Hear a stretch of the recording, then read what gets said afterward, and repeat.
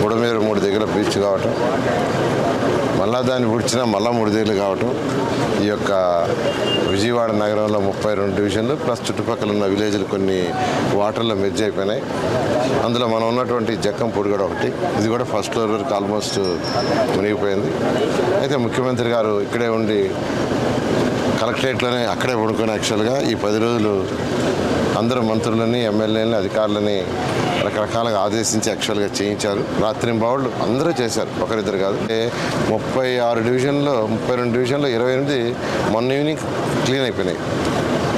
మిగతా వాటిల్లో కూడా ఒక 4 డివిజన్లు 61, 62, 63, 64 దాదాపు వాటర్ వెళ్ళిపోయింది. నేను చూశాను, ఎందుకంటే నేను ఒక స్పెషల్ ఆపరేషన్ చేసాం అక్కడ చేయటం వల్ల ఆ నీళ్ళన్నీ వెళ్ళిపోయినాయి.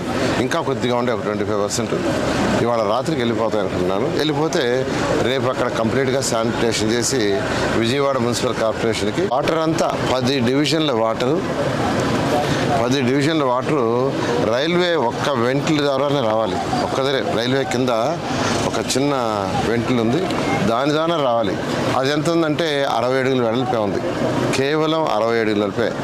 నిజంగా వాటర్ని ఫ్లడ్ వచ్చినప్పుడు పోవాలంటే కనీసం 1000 అడుగుల వెడల్పు ఉండాలి. అంటే ఒక్క దగ్గర 1000 అడుగులు లాగానే అక్కడక్కడ 50 అడుగులు, 40 అడుగులు, 60 అడుగులు ఉంటే ఆ వాటర్ పోయేది. అందువల్ల పోలా. ఇలాంటి సిచ్యువేషన్ 2015లో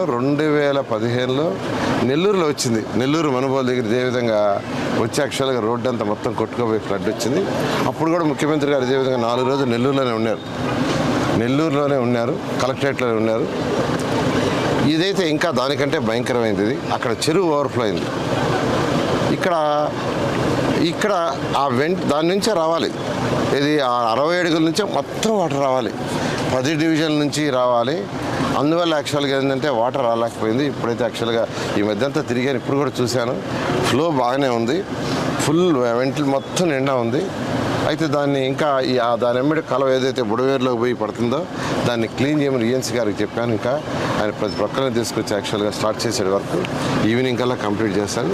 అదేవిధంగా ఇప్పుడు మనం తీసుకుంటే జక్కంపూడి కావచ్చు, వైఎస్ఆర్ జక్కంపూడి కావచ్చు, గొల్లపూడి, వీటిల్లో వాటర్ తగ్గింది, ఆల్మోస్ట్ తగ్గిపోయింది. పంచాయతీ వాళ్ళని, మున్సిపల్ వాళ్ళిద్దరిని కోఆర్డినేషన్తో చేయమన్నారు. కన్నబాబు గారిని సపోర్టింగ్గా పెట్టాం. ఈరోజు సాయంకాలం కల్లా వీలైనంతగా మ్యాక్సిమం ఇక్కడ ఉన్న చెత్తా చెదారం తీసేస్తారు. ఎందుకంటే 10,000 మంది వర్కర్స్ ఉన్నారు. వాటర్ అక్కడక్కడ ఉంది, ఆ వాటర్ని కూడా పంపింగ్ ద్వారా కొట్టేయమన్నాను. అది కూడా చేసి రేపు మార్నింగ్ యాక్చువల్గా ఈ 4 ఏరియాలో ఎక్కడైతే వాటర్ పూర్తిగా పోయి అక్కడక్కడ కొద్దిగా దాన్ని క్లీన్ చేయడం జరుగుతుంది.